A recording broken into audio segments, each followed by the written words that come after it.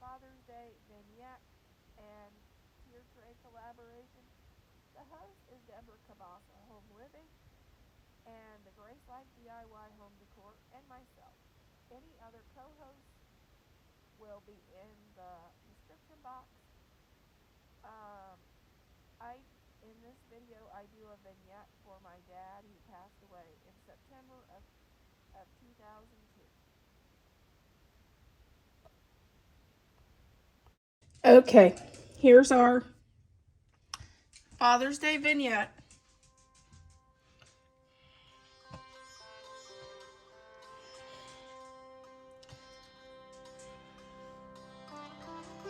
We start out with yellow roses. Those were my dad's favorite. And daisies. He absolutely loved yellow roses. They were always his favorite. I always get him yellow roses. They're actually my favorite too. The vase is a milk can because you know he was a farmer. And yeah, he did have dairy cows every now and then, but he mostly had beef.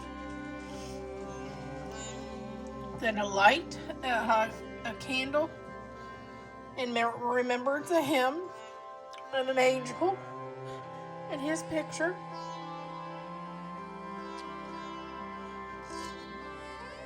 And turquoise, because turquoise was one of his farm colors. And all of his trucks were turquoise. Or yellow, of course yellow.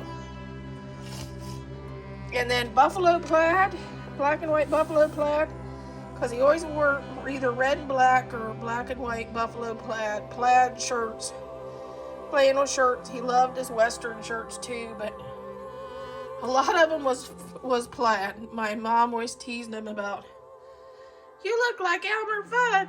He'd be tickled to tell her today, "Hey honey, my shirt style's now cool.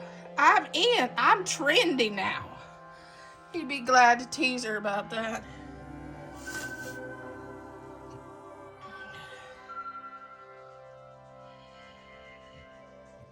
But this is my vignette.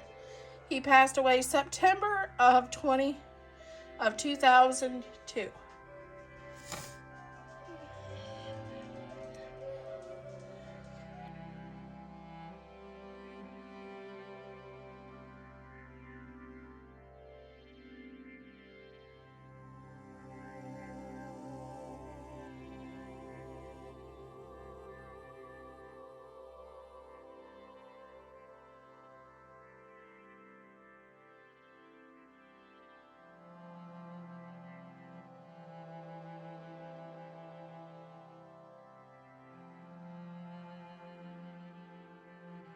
This little angel is in remembrance of my dad, and it has butterflies because my mom chose to collect butterflies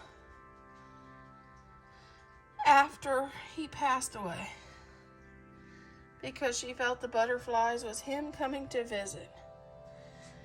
And when he passed away, we always found pennies with the heads up everywhere and dimes, a sign that he's okay. But